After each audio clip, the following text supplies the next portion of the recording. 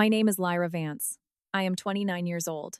2 months ago, I sat in the driver's seat of my car in the rain, staring at the neon sign of a rundown motel on the edge of the city limits, clutching my steering wheel so hard my knuckles bruised. I was there because my husband's phone location had been parked at room 14 for 3 hours. He was supposed to be at a corporate retreat in Chicago. Instead, he was 20 miles from our home at the Starlight Motor Inn. I came expecting to find him in bed with his 24-year-old secretary. I came prepared to kick down the door, throw my wedding ring at his chest, and walk away. But when I crept up to the window and peered through the gap in the cheap vinyl blinds, the woman sitting on the edge of the mattress wasn't a young blonde. She was wearing a custom-tailored charcoal suit, sipping Pellegrino from a plastic cup, and reviewing a stack of legal documents. It was my mother. And they weren't having an affair. They were having a board meeting. A meeting about how to legally declare me insane, strip me of a multi-million-dollar inheritance I didn't even know I had, and split the assets before my 30th birthday. Before we get deep into this, please take a moment to like and subscribe, but only if this story truly resonates with you, and drop your current location and local time in the comments. I really want to know where you are listening from right now. Now, let me take you back to the beginning, to the architecture of a 29-year lie, and the day I finally decided to burn the whole building down. Growing up, the Vance family lived in a pristine, gated estate in the hills, the kind of house where the furniture looked like it belonged in a museum and felt just as cold. My mother, Sylvie Ann, was the undisputed architect of our reality. She ran a luxury real estate development firm that bought up historical properties, gutted them, and sold them to overseas investors. She was a woman of sharp angles, perfectly coiffed silver hair, and a smile that never quite reached her eyes. To Sylvie Ann, everything was an asset or a liability. My older sister, Vesper, was an asset. Vesper was a classical pianist, a straight-A student, a girl who wore pearls at 14 and knew exactly how to laugh at the right moments during my mother's dinner parties. I was the liability. I wasn't rebellious, not in the traditional sense. I just felt things too deeply. When I was 8, my father died in a private plane crash. While my mother and Vesper grieved with dry eyes and stoic grace, receiving guests in the grand foyer, I locked myself in my father's study and screamed until my throat bled. I couldn't regulate the pain. My mother's response to my grief wasn't to hold me. It was to hire a string of private psychiatrists. By the time I was 12, the family narrative was permanently set in stone. Lyra is fragile. Lyra is unstable. Lyra needs to be protected from the real world. You have a delicate mind, darling, Sylvie Ann would tell me, smoothing my hair with a hand that felt more like a restraint than a caress. We just have to make sure you don't overwhelm yourself. That word overwhelm became my prison. If I got a B on a math test, it was because I was overwhelmed. If I got angry that Vesper borrowed my favorite sweater and ruined it, I was having an episode. My mother built a glass box around me, convinced everyone I belonged in it, and eventually, I believed her. I gave up my dream of becoming an architect like my father. Architecture requires math, precision, stress. Too overwhelming, Sylvie Ann decreed. Instead, I became a freelance illustrator, working quietly from my bedroom, drawing intricate, sprawling cities that I would never build. I lived at home until I was 25, entirely dependent on the allowance my mother provided, taking the anti-anxiety medications she personally picked up from the pharmacy for me every month. Then, Kalen arrived. I met him at one of Sylvie Ann's charity galas. He was a junior acquisitions director at a rival firm, 30 years old, charming, with eyes that looked at me like I was a puzzle he actually wanted to solve. While everyone else at the gala treated me like the Vance family's broken little bird, bringing me sparkling water and asking if the music was too loud for me, Kalen asked me about my art. He looked at the sketches on my phone and told me I had a brilliant mind for spatial design. For the first time in my life, someone saw a foundation in me, not a fracture. We dated for 2 years. Sylvie Ann famously disapproved at first. She called him an opportunistic social climber. She staged 3 different interventions, claiming Kalen was just trying to get close to the family money, but Kalen fought for me. He stood in our grand foyer, looking my mother dead in the eye, and said, "I don't care about your money, Sylvie Ann. I care about Lyra. She's not broken, no matter how hard you try to convince her she is." I cried that night. I packed my bags, moved out of the estate, and into Kalen's modest 2-bedroom apartment downtown. It felt like I was finally breathing actual air. We got married 18 months later in a small coastal ceremony. Sylvie Ann attended, wearing black, standing in the back row with a look of tight-lipped martyrdom. Vesper was my maid of honor, though she spent the entire reception complaining about the catering. I didn't care. I had Kalen. He was my protector, my advocate, the man who carefully managed my daily medications, who held me when I had panic attacks, who swore he would never let my mother control me again. I thought I had escaped. I had no idea I had just walked from the glass box into a steel cage. The red flags didn't start as flags. They started as pink ribbons, tied so delicately around my life I didn't notice they were choking me. About 6 months after our wedding, I started feeling foggy. Not just tired, but deeply, intrinsically disconnected from my own brain. I would lose chunks of time. I would forget conversations we'd had the night before. I'd find my car keys in the refrigerator. I'd miss deadlines for my illustration clients because the days seemed to blur together into a gray sludge. "You're just stressed, sweetie," Kaylin would say, bringing me a cup of chamomile tea and my evening pills. "You've been working so hard, let me handle the bills this month. Let me take care of the household. You just rest." I leaned into him entirely. I signed over the login credentials to my freelance bank account so he could manage the taxes. I let him manage my calendar. I let him talk to my mother when she called, because hearing her voice would sometimes trigger a spiral of anxiety. He was doing it out of love, I told myself. He was protecting my delicate mind. But then came the Tuesday in October. I was 29 and 11 months old. My 30th birthday was exactly 4 weeks away. I woke up that morning feeling unusually clear. Kalen had left before dawn for a 3-day corporate real estate retreat in Chicago. He'd kissed my forehead, left my morning pills in a little ceramic dish by the coffee maker, and whispered that he loved me. I got out of bed, went to the kitchen, and looked at the pills. 2 white ovals, 1 small blue circle. My usual dosage. But as I reached for them, my sleeve caught the edge of the dish, and it flipped. The pills clattered to the floor and rolled directly over the floor heating vent, dropping down into the ductwork. Panic flared in my chest. I scrambled for them, but they were gone. I called my psychiatrist's office to get an emergency refill, but the receptionist paused.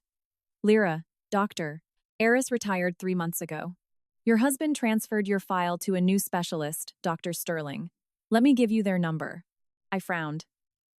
Kalen hadn't mentioned a new doctor. I called Dr. Sterling's office. The woman on the phone was polite but firm. "I'm sorry, Mrs.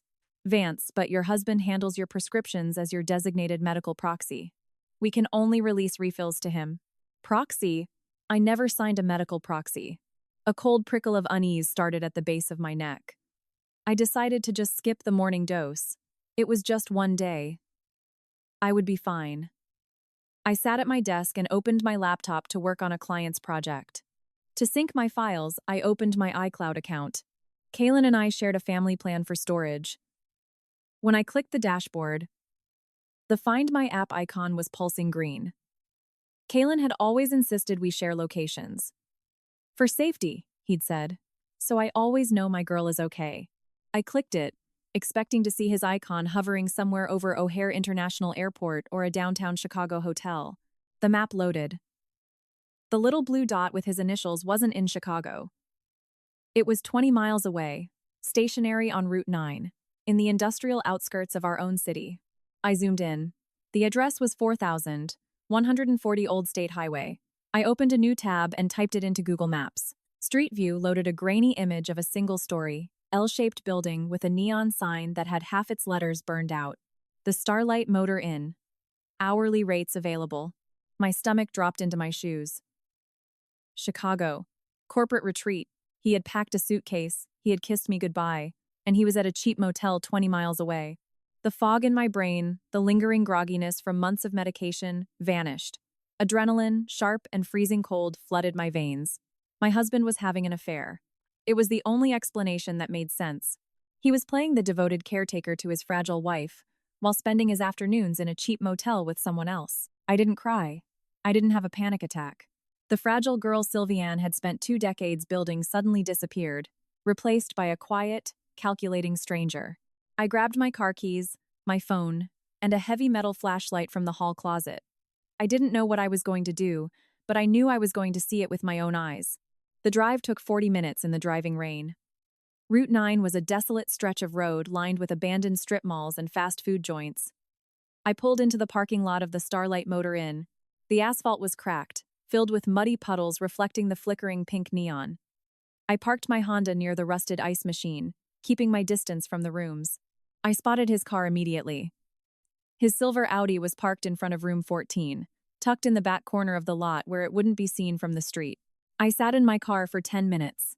The rain lashed against my windshield. I rehearsed what I was going to say. I pictured her someone young, vibrant, someone without a delicate mind or a daily pill regimen. I gripped the door handle, took a breath, and stepped out into the rain. I walked quietly, keeping close to the peeling stucco wall of the building. Room 14 had its curtains drawn, but the cheap vinyl blinds were slightly bent on the right side, leaving a half-inch vertical gap of visibility. The window was cracked open, a fraction of an inch at the bottom to let the stale smoke out, a common feature in these rundown places. I pressed my back against the wall, my heart hammering against my ribs like a trapped bird. I leaned over, closed one eye, and looked through the gap. The room was bathed in the sickly yellow glow of a bedside lamp. I saw Kalen first. He was standing by the cheap veneer dresser, but he wasn't undressed. He was wearing the tailored navy suit he'd left the house in. He was holding a folder, pointing at a piece of paper. Then, the person sitting on the bed leaned forward into the light. Silver hair, impeccable posture, a charcoal suit that cost more than the motel itself. Sylviane. My mother. My breath caught in my throat. I stumbled back a step, splashing into a puddle. My mother and my husband. The betrayal mutated, shifting from a cliché affair into something grotesque, something I couldn't comprehend. Were they together? The thought made me physically nauseous. I leaned back into the gap, straining to see, straining to hear over the sound of the rain. They weren't touching. They weren't looking at each other with any kind of affection. They were looking at the papers. The dosage is too low, Sylviane was saying, her voice crisp and echoing slightly through the cracked window. She called Dr. Sterling's office this morning. She was coherent enough to ask for a refill. I got the alert from the clinic. She dropped her morning dose down the vent, Kalen replied, his tone devoid of the warm, soothing cadence he used with me. It was flat, clinical. I checked the camera feed in the kitchen. It was an accident. But the steady buildup in her system is working. She's docile. She doesn't question the memory lapses. It's not enough to be docile, Kalen, my mother snapped, setting her Pellegrino down on the nightstand. The terms of Arthur's trust are ironclad. When she turns 30 on November 12th, the executor is legally bound to transfer the principal of the inheritance directly into an account under her sole control, $42 million. Money that belongs in the Vance firm, not in the hands of a girl who spends her days drawing imaginary buildings. $42 million. My father's name was Arthur. When he died, Sylviane told me he had left everything to her, to manage for the family. She told me my allowance was out of the goodness of her heart. I have the competency paperwork ready, Kalen said, sliding a document across the bed. Dr. Sterling has thoroughly documented her worsening condition over the last 6 months. Severe dissociative episodes, paranoia, inability to manage basic financial tasks. Her own signature is on the proxy form I slipped into the tax documents last spring. All we need is one major incident. Something undeniable. A public breakdown, or a danger to herself. We have 4 weeks, Sylviane said, her eyes narrowing. When the incident happens, you invoke the proxy. You sign the emergency committal. Once she is institutionalized under a 5,150 hold, her competency is legally voided. The trust defaults to her next of kin and legal guardian, me.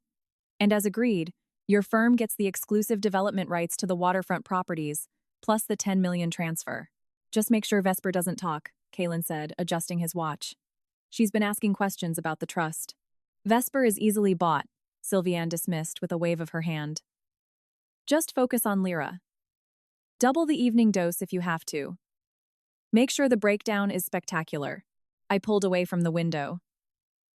The rain hit my face, but I couldn't feel it. I couldn't feel my hands. I couldn't feel my legs. The entire reality I had lived in for 29 years shattered onto the wet asphalt around me. My fragile mind wasn't a tragedy. It was a strategy. Kalen hadn't saved me from the glass box. Sylviane had simply handed him the key so he could slowly siphon out the oxygen. The memory lapses, the exhaustion, the foggy days, it wasn't anxiety. I was being systematically poisoned by the man I slept next to, orchestrated by the woman who gave birth to me, all for an inheritance I didn't even know existed. I didn't scream. The grief that had consumed me when my father died didn't return. In its place, something entirely new took root in the center of my chest. It was cold, precise, and razor-sharp. I walked back to my car, got in, and locked the doors. I didn't drive away immediately. I took out my phone, opened the Notes app, and typed exactly what I had heard. I noted the time. 7:42 am. I took 3 photographs of Kaylin's car and Sylviane's Jaguar through the rain-streaked windshield. They wanted a spectacular breakdown. They wanted to see me crack. I put the car in drive and pulled out of the Starlight Motor Inn. I was going to give them a spectacle, all right, but I was going to write the script. The drive back to our downtown apartment was a masterclass in compartmentalization. My hands, which used to tremble if a cashier handed me the wrong change, gripped the leather steering wheel with the absolute stillness of a surgeon. The tears I expected never came. The panic attack Sylviane and Kaylin had spent months chemically inducing was nowhere to be found. Betrayal is a strange alchemy. It burns away the soft tissue of a person and leaves only the bone. I realized, watching the windshield wipers violently slice through the rain, that I had been grieving my own mind for years. Now, I was going to grieve them. But the real terror didn't hit me until I unlocked my front door and stepped into the quiet foyer of my own home. This apartment had been my sanctuary. I had picked out the velvet emerald sofa. I had arranged the framed architectural prints on the walls. Kaylin had told me this was our fortress, the place where my mother's critical gaze could never reach. But standing there in the dim afternoon light, the walls felt like the glass of a terrarium. I checked the camera feed in the kitchen. Kaylin's voice echoed in my head, cold and clinical. I dropped my keys into the ceramic bowl by the door and slowly took off my wet coat. I didn't look around frantically. If he was watching, I had to be the Lyra he expected. Tired, confused, docile. I shuffled into the kitchen, keeping my head slightly bowed, my shoulders slumped in that familiar posture of defeat. I went to the refrigerator, poured a glass of water, and let my eyes trace the perimeter of the room. The microwave, the crown molding, the track lighting. Nothing looked out of place. Then I looked at the smoke detector mounted directly above the kitchen island. It was a standard white plastic dome, but nestled in the perforated grate was a tiny, glinting speck of black glass. A pinhole camera, angled perfectly to capture the kitchen island, the refrigerator, and the ceramic dish where Kaylin left my morning pills. A sudden wave of nausea hit me, so violent I had to grip the marble countertop to stay upright. My husband hadn't just been medicating me. He had been observing me like a lab rat. How many other cameras were there? The living room, the bedroom, the bathroom. I forced myself to take a slow, shaking sip of water. I couldn't tear the camera down. I couldn't cover it. If the feed went dark, Kaylin would know. I was no longer a wife. I was an actress on a stage rigged with explosives. I left the kitchen and went into the master bathroom. Bathrooms are notoriously difficult to wire for sound due to the echoes, and people rarely put cameras near toilets or showers to avoid accidental self-incrimination in privacy lawsuits, a fact I remembered from an obsessive deep dive I did into building security systems years ago. I turned on the shower, letting the water run hot to steam up the mirrors, creating a wall of white noise. I opened the medicine cabinet. There, lined up with militant precision, were 3 amber prescription bottles. I picked them up. The labels bore Dr. Sterling's name. The first was a high-dose benzodiazepine. The second was an antipsychotic, typically used to treat severe schizophrenia, which I absolutely did not have. The third was a heavy sedative. The combination of these 3 would create exactly what Kaylin and Sylviane wanted: memory loss, slurred speech, lethargy, and an eventual, spectacular mental collapse when the dosages were manipulated. I dumped the pills into the sink, staring at them.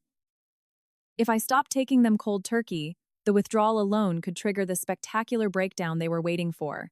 Sweats, tremors, actual hallucinations. I couldn't just throw them away.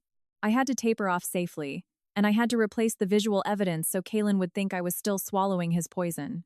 I wrapped myself in a towel, turned off the shower, and dressed in baggy sweatpants. I grabbed my purse and an umbrella.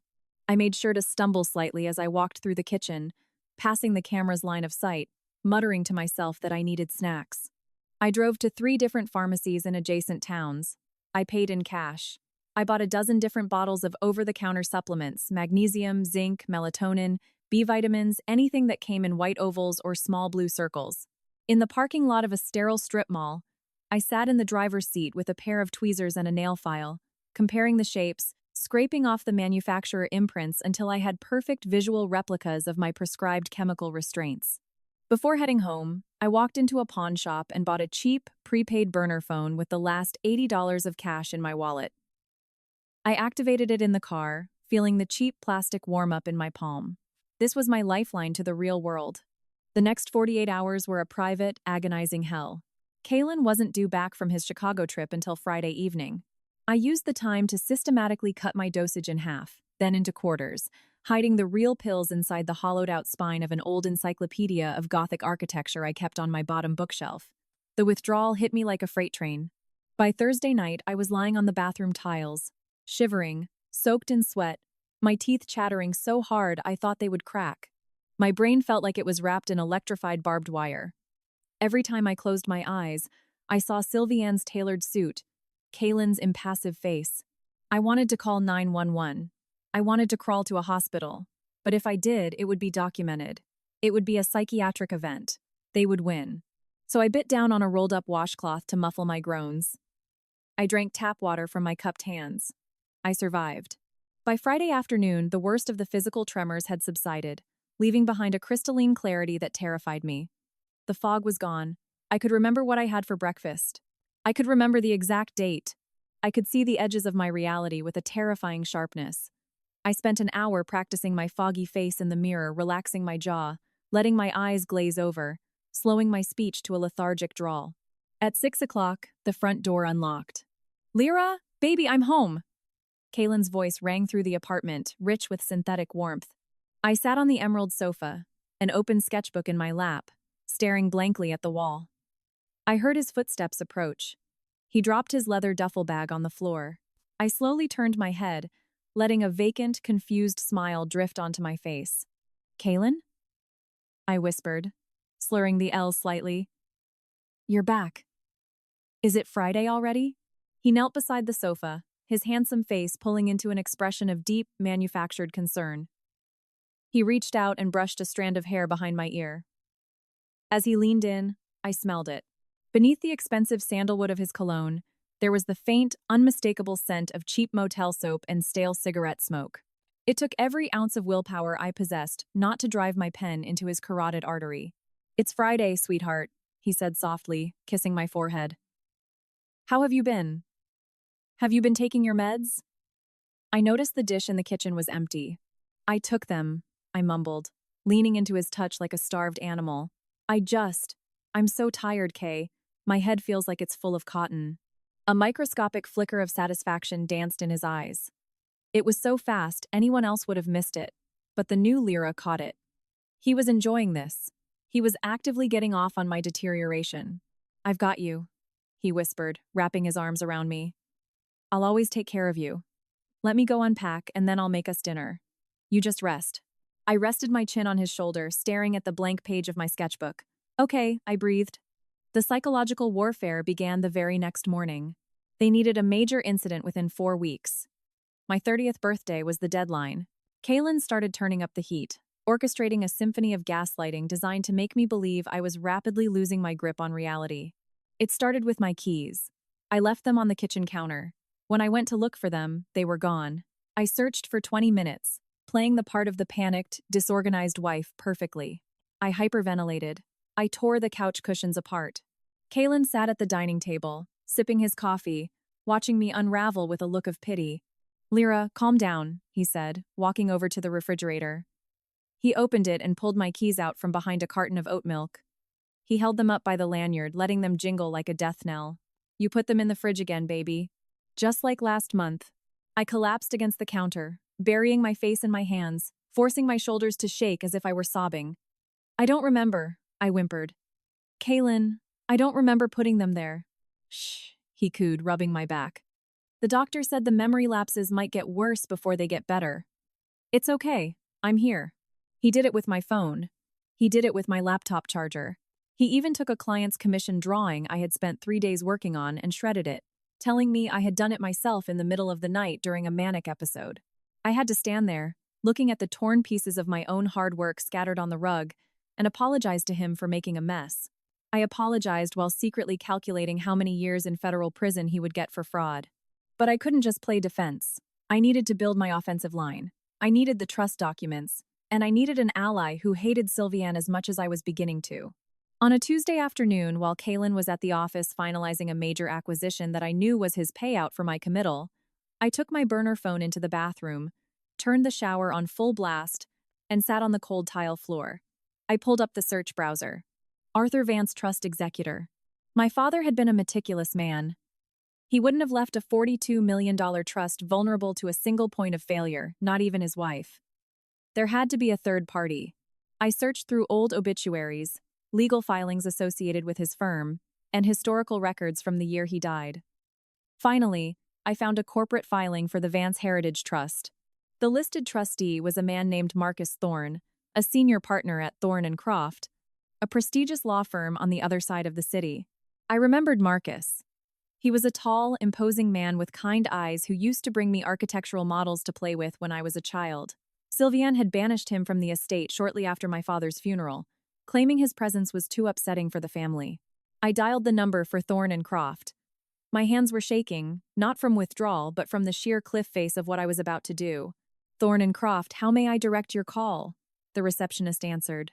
Marcus Thorne, please. Tell him it's Arthur's daughter. Tell him it's Lyra. There was a long pause, accompanied by the clicking of a keyboard, and then hold music. 2 minutes passed. 3. My heart hammered against my knees. What if Sylviane had bought him off too? What if he called her the second he heard my name? Lyra? The voice was older, gravelly, but undeniably the man who had once built a bridge out of toothpicks with me on the living room rug. Marcus, I whispered, pressing the phone tight against my ear. I don't have much time. I need to see the trust, the real one. There was a heavy silence on the line, then a long, ragged sigh. Your mother told me you were completely incapacitated. She filed an injunction to keep me from contacting you 3 years ago, citing severe psychiatric fragility. I'm not fragile, Marcus. I never was. They've been poisoning me. The silence that followed was terrifying. I was asking a lawyer to believe a woman legally documented as mentally unstable over the word of a powerful real estate mogul and her devoted husband. Where are you? Marcus asked, his voice suddenly dropping an octave, slipping into an authoritative, legal cadence. At my apartment. My husband monitors my movements. I can't leave without him tracking my phone or my car. Leave your phone at home. Take a cab. Pay in cash, Marcus instructed. There is a coffee shop called The Roost, 3 blocks from my office. I will be sitting at the back booth in exactly 45 minutes. If you are not there, I will assume your mother was right. He hung up. I looked at the bathroom clock. 1:15 p.m. I had to move. I left my real phone plugged into the charger on my nightstand. I changed into a nondescript gray hoodie and black leggings. I slipped out the back door of the apartment complex, avoiding the lobby cameras, and walked 6 blocks in the brisk autumn air before hailing a passing yellow cab. When I pushed open the door to the Roost, the smell of roasted beans and burnt sugar washed over me. It was a crowded, noisy place, perfect for anonymity. I spotted Marcus immediately. He had aged significantly, his hair completely white, but his eyes still held that sharp, calculating intelligence. He was sitting with a thick leather briefcase on the table. I slid into the booth across from him. I pulled the hood down. Marcus stared at me. He looked at my pale skin, the dark circles under my eyes, remnants of the withdrawal, and the absolute, undeniable clarity in my gaze. He didn't ask how I was. He didn't ask if I needed water. He opened the briefcase, pulled out a thick stack of legal documents bound with a brass clip, and slid them across the table. Your father knew exactly what your mother was, Marcus said quietly, leaning forward. He knew she viewed Vesper as her mirror, and you as her obstacle. This trust was designed to be your shield. But Sylviane is a master of finding the cracks in the armor. I looked down at the documents. The Arthur Vance Irrevocable Trust. Under Section 4, Marcus said, pointing a thick finger at the dense legalese. Upon your 30th birthday, the trust dissolves, and the entire principal currently sitting at $42.6 million transfers to you, with sole signatory power. Sylviane gets nothing, Kalen gets nothing. It is entirely yours. I traced my father's signature at the bottom of the page, a ghost reaching out from the past to protect me. But, Marcus continued, his tone darkening, There is a contingency clause. Section 7. If, prior to your 30th birthday, you are legally declared mentally incompetent by a certified medical professional and institutionalized for your own safety, the trust is diverted. The executor is forced to hand control of the assets to your legal proxy. Right now, that is your husband. And if you are institutionalized, your mother, as your next of kin, shares conservatorship. They split it, I whispered, the reality of the motel conversation solidifying into irrefutable legal fact. Kaylin gets the development rights and a $10 million payout. Sylviane takes the rest. And I get locked in a padded room for the rest of my life. Sylviane has been building a paper trail of your instability for 2 decades, Marcus said, his eyes filled with a grim sorrow. Dr. Sterling is on her payroll. We couldn't prove it, but we knew it. Your husband's sudden proxy filing last spring was the final nail. Legally, they have built a perfect cage. If you have a public breakdown, if you attempt self-harm, if you do anything that warrants a 5,150 psychiatric hold, I cannot stop the transfer. The law binds my hands. I closed the folder. I looked at Marcus. Then we don't stop the transfer legally. We stop the breakdown. Lyra, you are fighting a billionaire developer and a man who sleeps in your bed. They control your medication. They control your environment. How do you plan to survive the next 3 weeks? I reached into my pocket and pulled out the small Ziploc bag filled with the real toxic pills Kylan had been feeding me. I placed it on the table between us.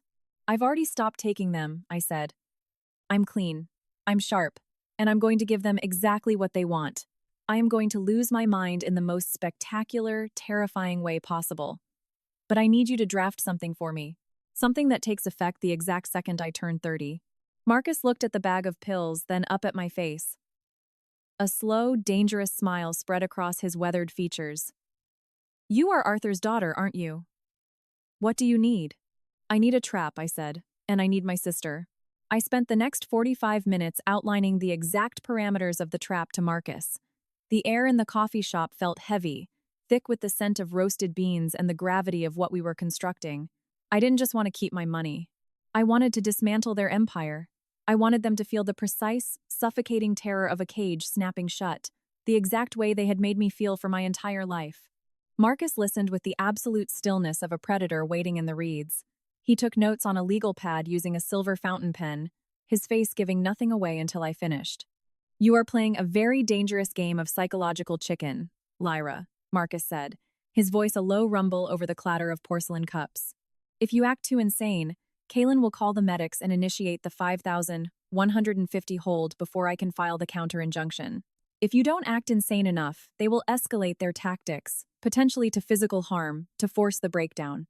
You are walking a tightrope over a wood chipper. I've been walking that tightrope blindfolded for years, I replied, my voice steady, devoid of any tremor. Now, I can see the rope, and I have the knife. Marcus reached into his leather briefcase again. He bypassed the thick legal folders and pulled out a small, matte black object no larger than a standard USB drive. He slid it across the table. It was heavy for its size, cold against my fingertips. High-capacity digital audio recorder, Marcus explained, his eyes scanning the coffee shop to ensure no one was paying attention to our booth. Voice activated. 72 hours of continuous battery life. It records and encrypted files that automatically upload to a secure cloud server the moment it connects to an unmonitored Wi-Fi network. I will have the only access key. You need to capture them explicitly discussing the medical proxy, the forced institutionalization, and the financial kickback. Vague threats won't hold up against Dr. Sterling's fabricated medical records. We need intent. I slipped the recorder into the front pocket of my hoodie. I'll get it. And what about Vesper? Marcus asked, his brow furrowing. Your sister is fiercely loyal to your mother. Sylviane molded her in her own image. Why involve her at all? She is a wild variable. Because Vesper is greedy, I said, a cold smile pulling at the corners of my mouth. She isn't loyal to Sylviane. She is loyal to the Vance legacy. She thinks she is the heir apparent. Sylviane has spent her whole life making Vesper believe that my inheritance was a tragic waste, that eventually, the family wealth would consolidate under Vesper's control. If Vesper finds out that Kaylin is getting $10 million in exclusive waterfront development rights assets that Vesper considers her birthright, she won't protect them. She will tear them to shreds. Marcus closed his briefcase. the brass clasps snapping shut with a sharp, definitive click. I will draft the documents. The moment the clock strikes midnight on November 12th, you will have a secondary proxy that overrides your husband, an immediate audit injunction on the Vance Heritage Trust, and a restraining order prepared for a judge's signature. But Lyra, he paused, looking at me with a profound, paternal sadness. You have to survive until November 12th. I stood up, pulling the hood back over my head. I already survived them. They just don't know it yet. Getting back into the apartment was an exercise in pure adrenaline. I hailed another cab, dropped off 6 blocks away, and slipped through the alleyway behind our building.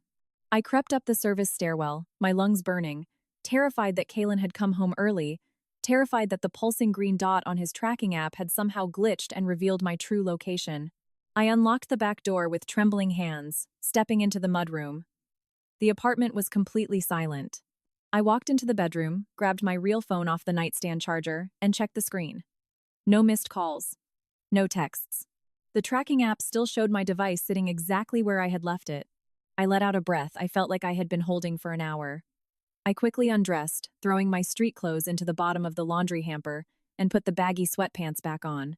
I taped the tiny audio recorder to the underside of the bedside table, right next to where Kalen usually sat to administer my nighttime routine. The performance had to escalate. If I was going to push them into a corner, I had to give them the breakdown they were so desperately trying to orchestrate, but on my terms. That evening, when Kalen came home, he found me sitting on the kitchen floor in the dark, surrounded by the shattered remains of a porcelain dinner plate. I had carefully broken it myself, making sure to avoid cutting my hands, scattering the shards across the hardwood. When the front door opened, I pulled my knees to my chest and began to hyperventilate, rocking back and forth, staring wide-eyed at the refrigerator. Lyra? What the hell? Kalen dropped his briefcase, rushing into the kitchen. The overhead lights flicked on, blindingly bright. There were bugs, I gasped, pointing a trembling finger at the pristine marble countertops. Crawling out of the drain. Millions of them, Kalen. I tried to smash them. I dropped the plate. They were everywhere. I forced tears to spill over my eyelashes. I dug my fingernails into my arms, scratching hard enough to leave angry red welts, mimicking the tactile hallucinations of severe withdrawal or psychosis. Kalen froze for a fraction of a second. I saw the calculation behind his eyes. He wasn't looking at a terrified wife. He was looking at a winning lottery ticket. He immediately dropped to his knees, his face twisting into an expression of profound theatrical sympathy. "Oh, my sweet girl," he murmured, pulling me into his chest, carefully avoiding the broken porcelain. "There are no bugs. It's the medication adjusting. Your mind is just playing tricks on you. Look at me. Look at my eyes." I looked at him, letting my pupils dilate in fear, my jaw trembling. "I can't take it anymore," I sobbed, clutching the lapels of his expensive suit. "I feel like I'm losing my mind. Call Dr. Sterling. Please, Kalen, I need help." "I will," he whispered, stroking my hair. "I'll call him right now. We'll get your dosage upped. I promise. I'm going to take care of everything." He helped me to my feet, guiding me to the bedroom and tucking me under the heavy duvet. He brought me a glass of water and 2 of the fake sanded-down supplements I had painstakingly crafted. I swallowed them dutifully, lying back on the pillows, watching him as he retreated to the hallway to make a phone call. I rolled over, pressing my ear against the wall, listening to his muffled voice. I knew the audio recorder taped beneath the nightstand would pick up the ambient sound, but I needed to hear it for myself. "Sylviane," Kalen's voice drifted through the drywall, stripped of all its synthetic warmth. "It's happening faster than we thought. She's having full-blown visual hallucinations. Breaking things. She's completely terrified. She even begged me to call Sterling." A pause as my mother spoke on the other end. "No, we don't need to wait until the 10th, Kalen replied, his tone laced with greedy impatience. "If she's deteriorating this rapidly, we can stage the public incident by next week. The charity gala for the Historical Society is on the 4th. You're hosting it. Hundreds of people will be there. Investors, board members. If she completely loses her grip in the middle of the ballroom, surrounded by your peers, the judge won't even blink when I file the emergency committal. It will be a tragic, undeniable spectacle." Another pause. "I'll make sure her medication is properly adjusted leading up to it," Kalen said, a sickening smirk audible in his voice. "Just have the transport team on standby." I lay there in the dark, my heart hammering a slow, rhythmic beat against my mattress. The 4th of November, 8 days before my 30th birthday. They were going to parade me into a ballroom full of Manhattan's elite and trigger a psychotic break in front of an audience. It was a flawless, brutal plan. But they had just given me my stage. The next morning, Kalen left for the office early, whistling a cheerful tune as he knotted his tie. He kissed my forehead, told me to stay in bed, and locked the front door behind him. The moment I heard the deadbolt click, I threw off the duvet and grabbed my burner phone. I needed to secure my wild variable. I needed Vesper. My sister managed an upscale art gallery in the financial district, a vanity project funded entirely by Sylviane to give Vesper an air of cultured legitimacy. I knew she took her lunch breaks at a private, members-only lounge across the street. Vesper loved exclusivity. She loved places with velvet ropes and NDAs. I dressed in a sleek black trench coat, tied my hair into a severe knot at the base of my neck, and wore a pair of oversized dark sunglasses. I didn't look like the fragile, hallucinating girl from the night before. I looked like my mother. I looked like a threat. I circumvented the cameras again, took a circuitous route through the subway system, and arrived at the private lounge just after 1 o'clock. The hostess tried to stop me, but I slid a crisp $100 bill across the podium, muttered my sister's name, and walked past her without waiting for permission. Vesper was sitting in a secluded leather booth in the back corner, sipping a dry martini and scrolling through her phone. She looked flawless, as always. Her tailored emerald blouse draped perfectly over her shoulders, her blonde hair cascading in a sleek, blown-out curtain. I slid into the booth across from her. Vesper looked up, annoyed by the intrusion, but when she recognized me behind the sunglasses, her expression morphed into one of profound distaste. "Lyra? What on earth are you doing here?" Vesper hissed, looking around the dim lounge as if my mere presence might contaminate her social standing. "Does Kalen know you're out? You look awful. Mother said you were having a terrible week." "Mother says a lot of things," I replied, my voice steady, pitching my tone lower, harder than she had ever heard it. I didn't stammer. I didn't apologize. I simply took off my sunglasses and held her gaze. Vesper blinked, taken aback by the directness. She was used to me shrinking, apologizing for my existence. "You shouldn't be here," she said, her voice laced with that familiar, patronizing condescension. "You're unmedicated, or overmedicated. Whatever it is, you're going to cause a scene, and I won't have it in my lounge. I am perfectly lucid, Vesper, and if you shut your mouth and listen to me for exactly 3 minutes, you might avoid losing the Vance legacy you've spent your entire life groveling for." Her jaw tightened. Her manicured fingers gripped the stem of her martini glass. "Excuse me?" I reached into my trench coat and pulled out a manila envelope. Marcus had provided it the day before. It contained copies of the original trust documents, alongside a secondary file Marcus had dug up, the corporate registration of an offshore holding company named Aegis Waterfront Development, LLC. The primary shareholder of Aegis was Kalen. I slid the envelope across the polished mahogany table. "You've been waiting for me to crack, haven't you?" I asked softly, leaning in. "You've spent your whole life watching Sylviane coddle my fragility, resenting me because you thought I was siphoning off the family resources. You thought that when I eventually ended up in a facility, the entire Vance estate would default to you." "I have no idea what you're talking about," Vesper scoffed, though her eyes darted nervously to the manila envelope. "Open it," I commanded. It wasn't a request. Slowly, Vesper set down her glass. She broke the seal on the envelope and pulled out the documents. I watched her eyes track back and forth across the legal jargon. I watched the realization bloom, slow and toxic, across her flawless face. "The Arthur Vance Trust dissolves on my 30th birthday," I explained, letting the words hang in the air between us. $42 million. It all goes to me. But Sylviane found a loophole. If I am institutionalized before November 12th, the money is diverted. Sylviane takes the lion's share. And Kalen. I tapped the registration document for the offshore company. Kalen gets the exclusive rights to the harbor development project, plus a $10 million cash payout for playing the grieving, overburdened husband. Vesper stared at the paper. Her breathing hitched. The harbor development project was the crown jewel of the Vance firm. Vesper had spent 3 years courting city council members to get the zoning approved. It was supposed to be her masterpiece, her ascension to the head of the company. "This is a forgery," Vesper whispered, her voice trembling with sudden, violent rage. "Mother would never give the waterfront to an outsider. She promised that project to me." "Mother doesn't care about you, Vesper," I said, twisting the knife with surgical precision. She cares about control. She needs Kalen to sign the medical proxy to lock me away. The waterfront is his bribe. When the dust settles, Kalen walks away a multimillionaire with your project.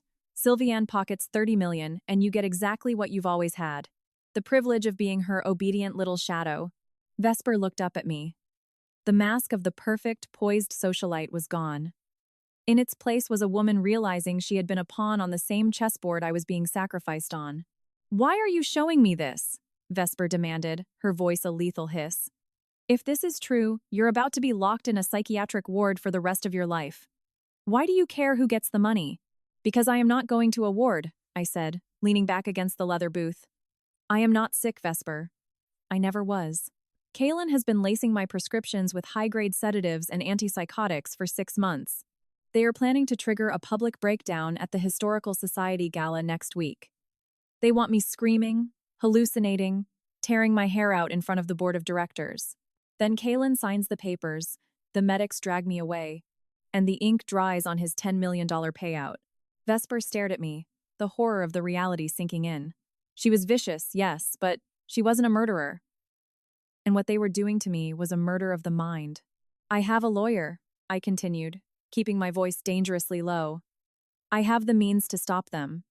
On midnight of my birthday, an automatic injunction drops. An audit of the trust, a criminal investigation into Kylan for medical tampering, and a restraining order. But I need to survive the gala. I need to walk into that ballroom, let them spring their trap, and then turn it back on them." "What do you need from me?" Vesper asked, her eyes narrowing, the greed and the vengeance already calculating the odds. "I need you to let them think their plan is working," I said. "I need you to be at that gala, standing right next to Sylviane when the fireworks start. I need you to play your part. And when I give the signal, I need you to hand a flash drive to the audiovisual technician running the projection screens. You have clearance. They won't question you." Vesper looked at the offshore holding documents again. Her knuckles were white. "If I do this, if I help you destroy Kalen and expose Mother, what do I get?" "You get the waterfront," I said smoothly, offering her the exact poison she craved. "When I take control of the trust, I will buy out Sylviane's shares in the development firm and sign them over to you. You get the company. You get the legacy. You get to watch our mother realize she has absolutely nothing left." It was a brilliant lie. I had no intention of giving Vesper the company. I intended to liquidate the entire empire and donate the proceeds to architectural charities in my father's name. But Vesper didn't need to know that. She only needed to taste the blood in the water. Vesper slowly folded the documents and slid them into her designer handbag. She picked up her martini, took a long, slow sip, and locked eyes with me. "What's the signal?" she asked. I smiled. It was the first genuine smile I had worn in years. "You'll know." The week leading up to the gala was an escalating nightmare of psychological endurance. Knowing the trap was set didn't make the bait any less agonizing to swallow. Kalen began moving objects around the apartment while I was in the bathroom. He took a pair of scissors and shredded the sleeves of my favorite sweaters, leaving them in my closet for me to find, then staring at me with tear-filled eyes when I discovered them, asking me why I was destroying my own things. I played my part brilliantly. I screamed. I cried. I begged him to tell me what was wrong with my brain. I let him hold me while I sobbed into his chest, secretly pressing the activation button on the audio recorder taped beneath the table every time he started making phone calls to Dr. Sterling. Dr. Sterling even made a house call 3 days before the gala. He was a sleek, silver-haired man who smelled of expensive peppermint and corruption. He sat on my velvet sofa, writing notes on a clipboard while Kalen held my hand. "The dissociative fugue states are becoming more frequent, Lyra," Dr. Sterling said, his voice dripping with practiced clinical concern. "Your husband tells me you've been experiencing visual and auditory hallucinations, seeing insects, hearing voices." "I don't want to be crazy," I whimpered, rocking back and forth, staring blankly at the coffee table. "You aren't crazy, Lyra. You are just very, very ill," Dr. Sterling assured me, scribbling another damnation onto his notepad.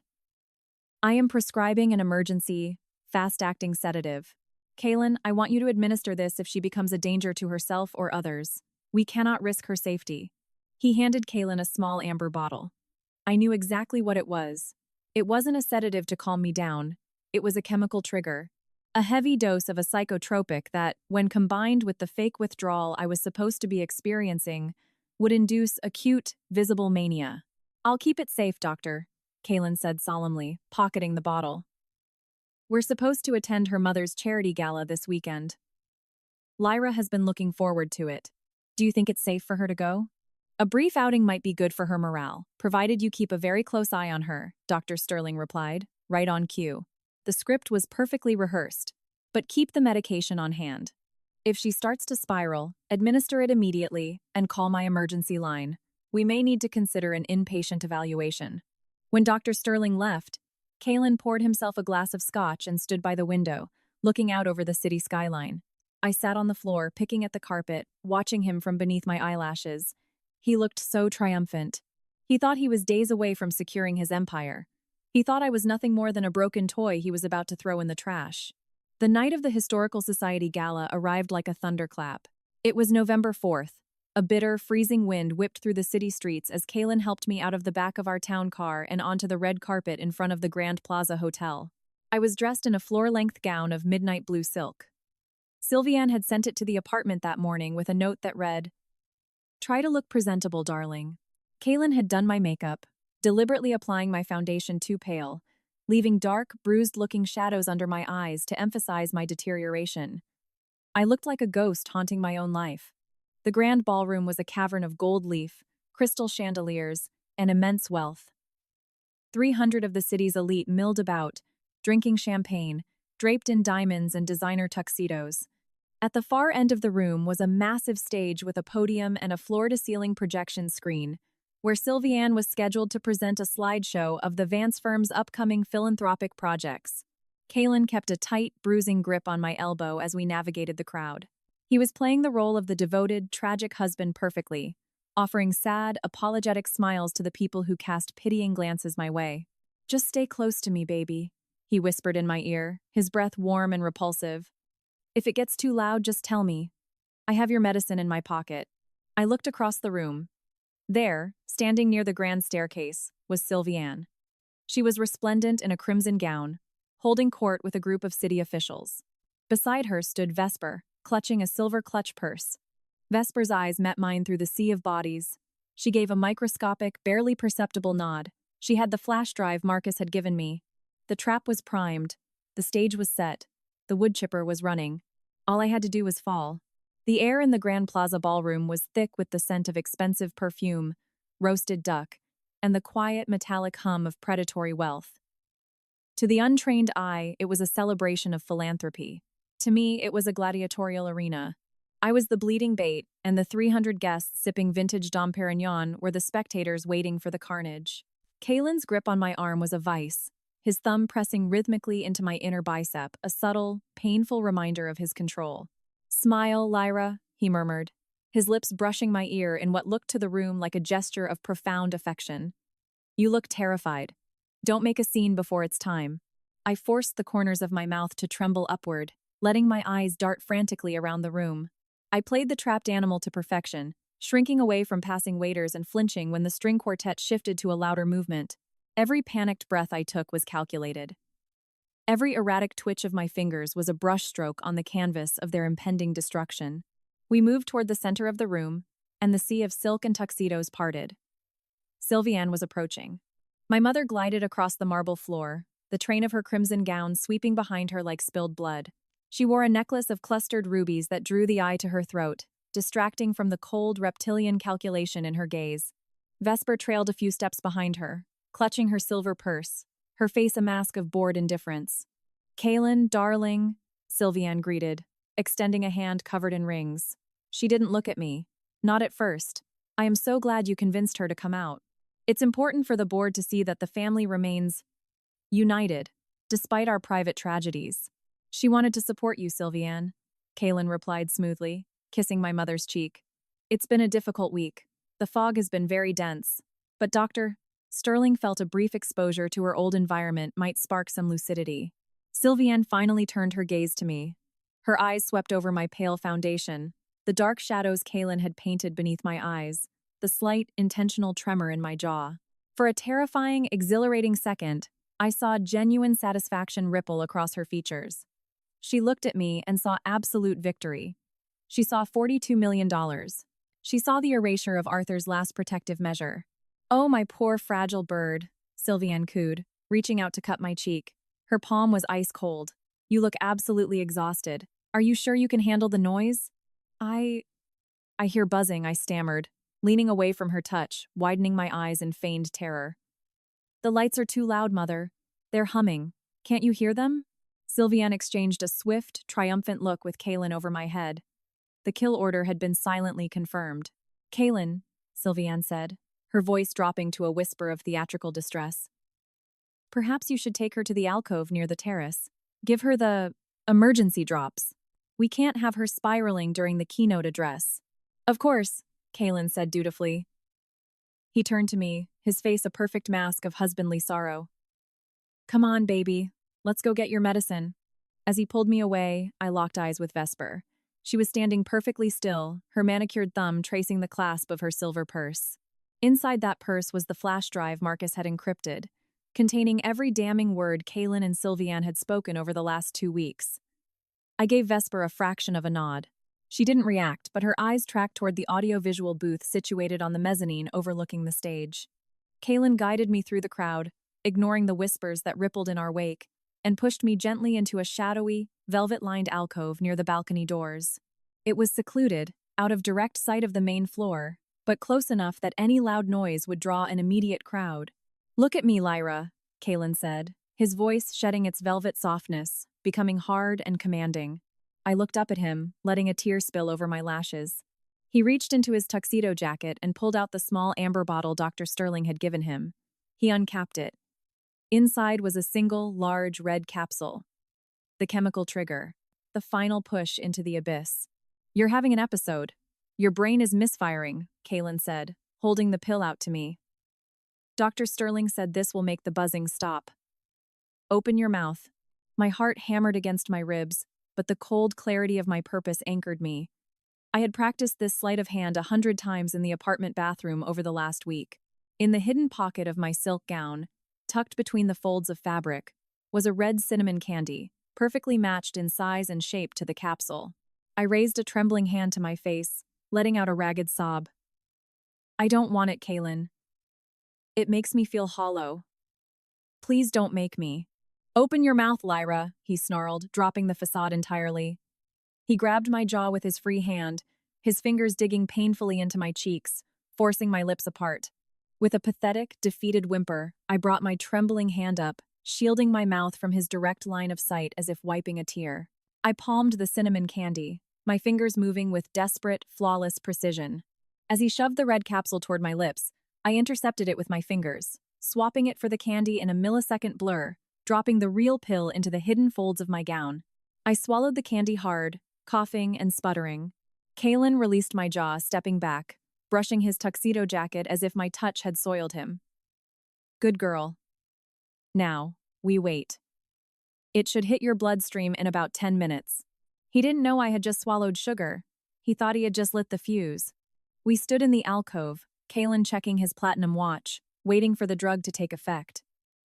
I began to pant softly, rolling my head back against the velvet wall, pretending to lose my motor functions.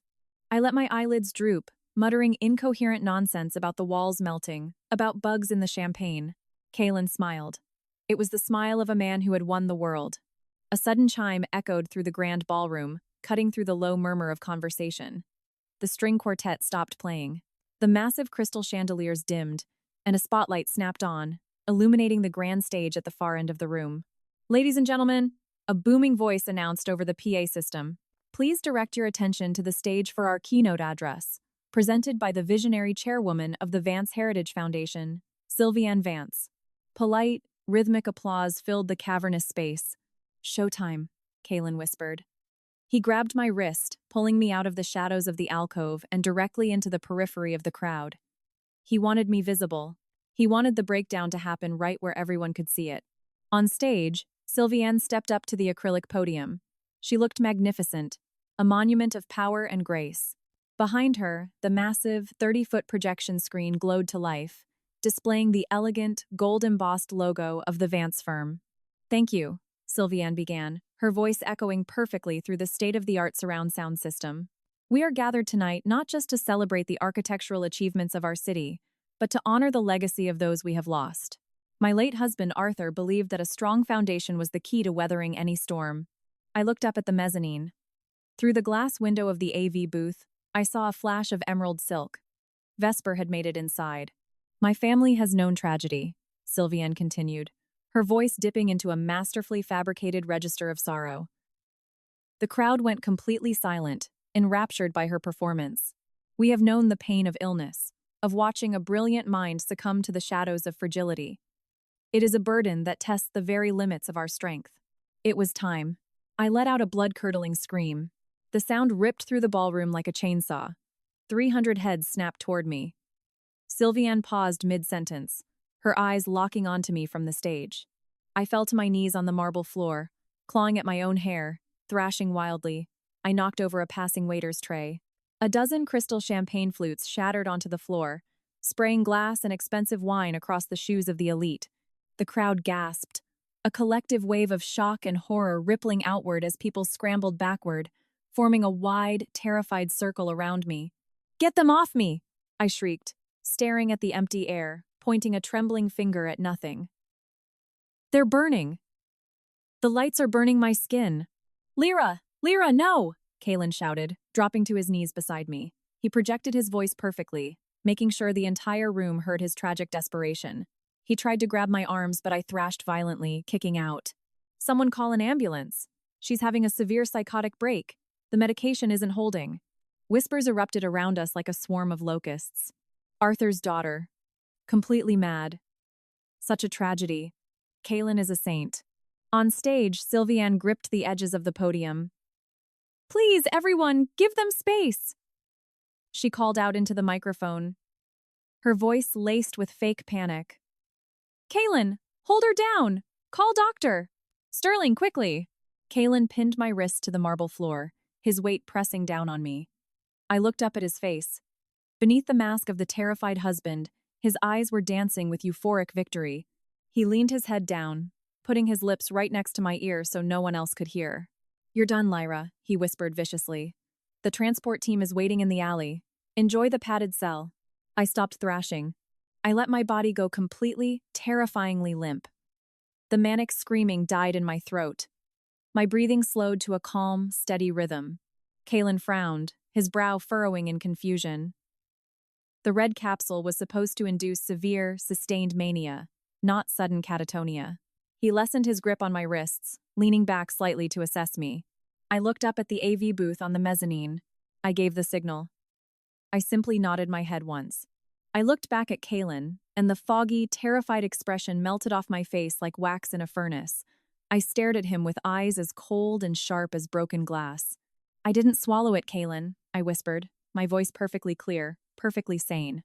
Before he could process the words, a deafening screech of audio feedback blasted from the massive speakers suspended from the ballroom ceiling.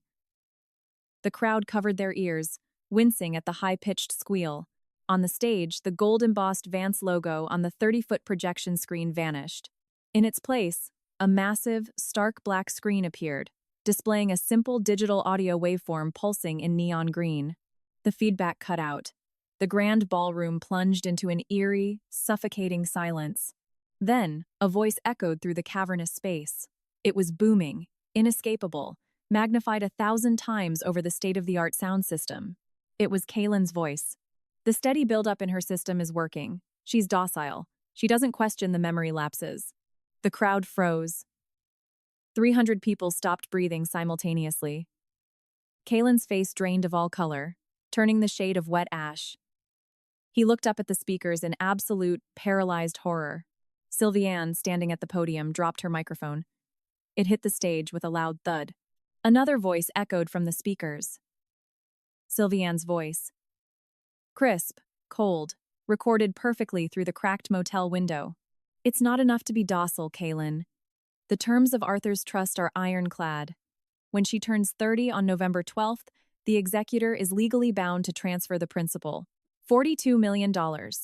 Money that belongs in the Vance firm, not in the hands of a girl who spends her days drawing imaginary buildings." Gasps erupted from the crowd. The whispers weren't about my madness anymore. They were about the monster standing on the stage.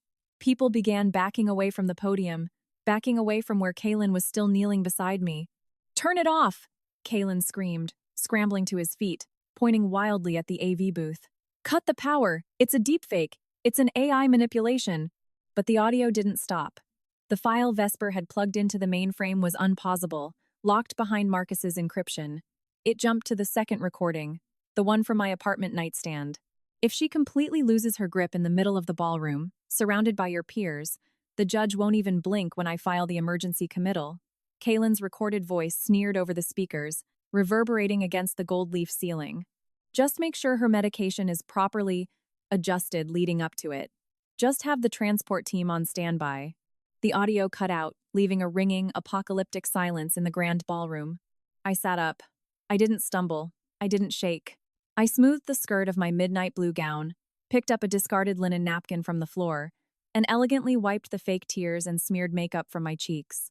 I stood to my full height, stepping over the shattered champagne flutes. Every eye in the room was locked on me. They expected a fragile, broken bird. What they saw was a predator stepping out of a cage. I'm afraid I won't be needing the transport team tonight, Kalen, I said. My voice wasn't amplified, but in the absolute graveyard silence of the ballroom, it carried perfectly.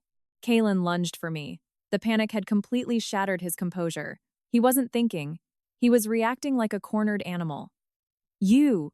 He didn't finish the sentence. Before his hands could wrap around my throat, 3 large, imposing men in dark suits stepped out from the crowd, intercepting him. One of them grabbed Kalen's arm, twisting it sharply behind his back, and driving him face first into the marble floor.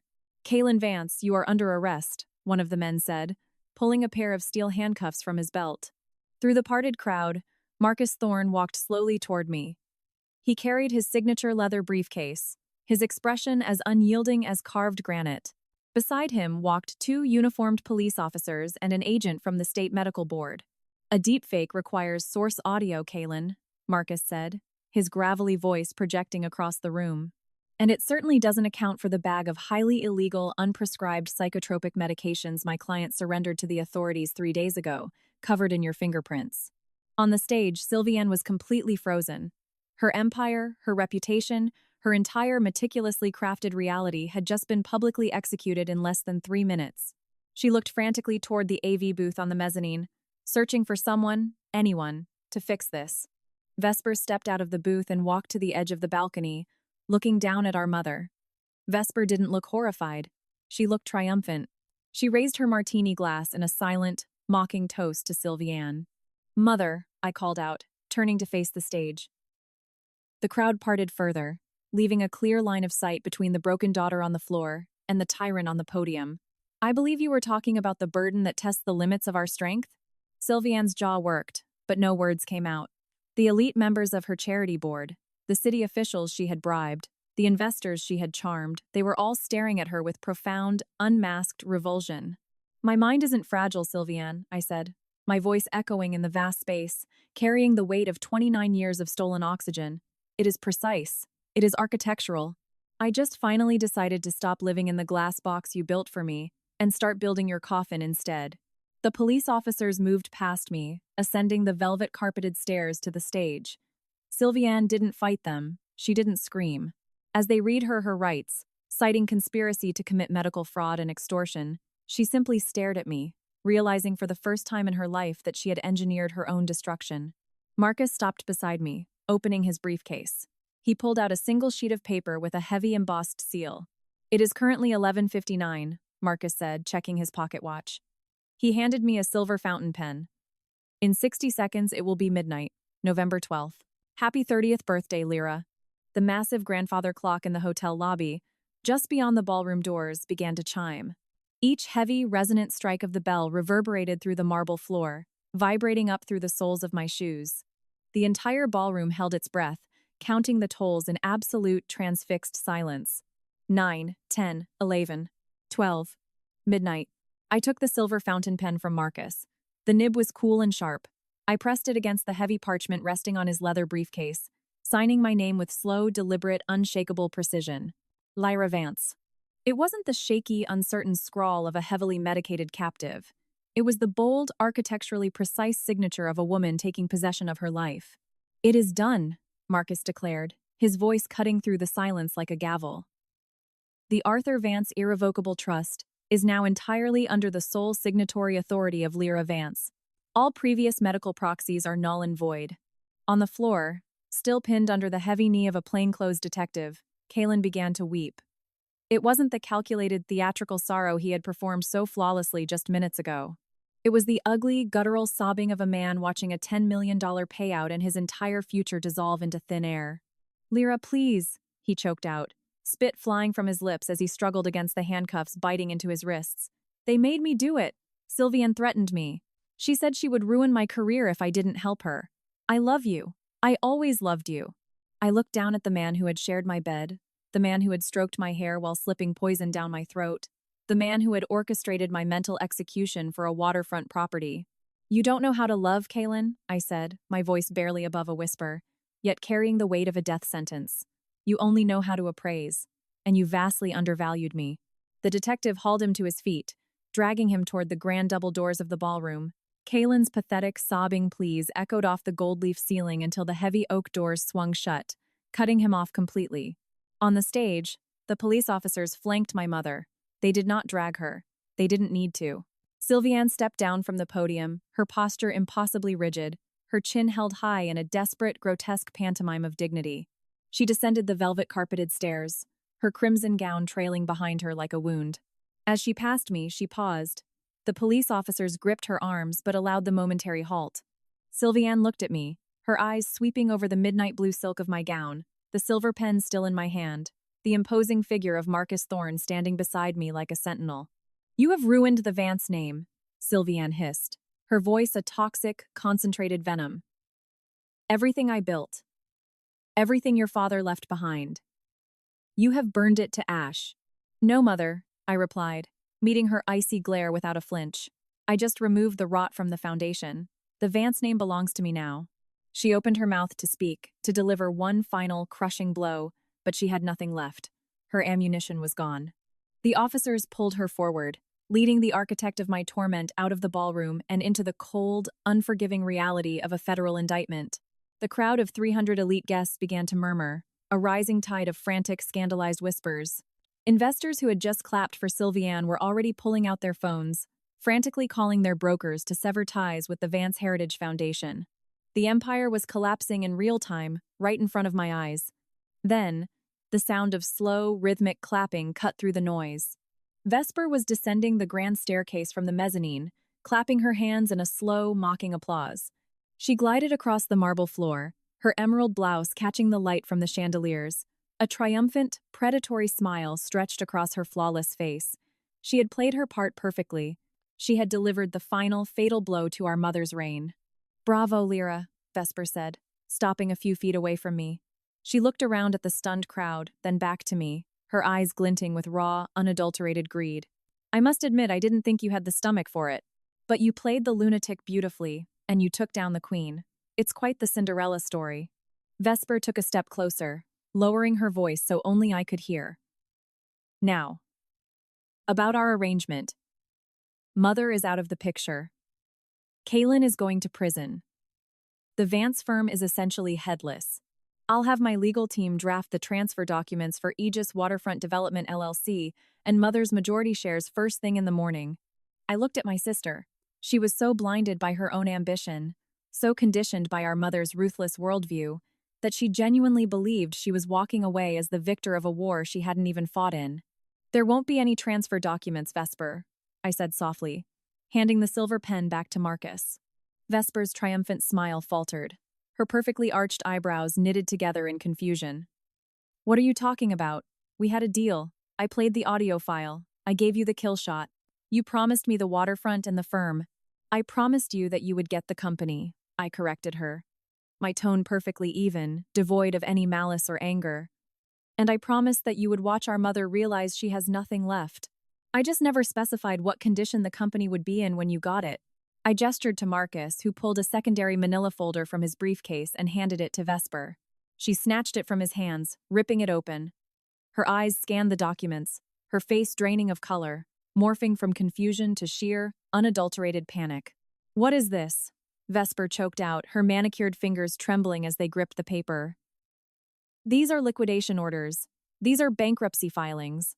As the sole executor of the Arthur Vance Irrevocable Trust, which holds the primary debt notes for the Vance firm, I am calling in all outstanding loans, I explained, watching the reality crash over her.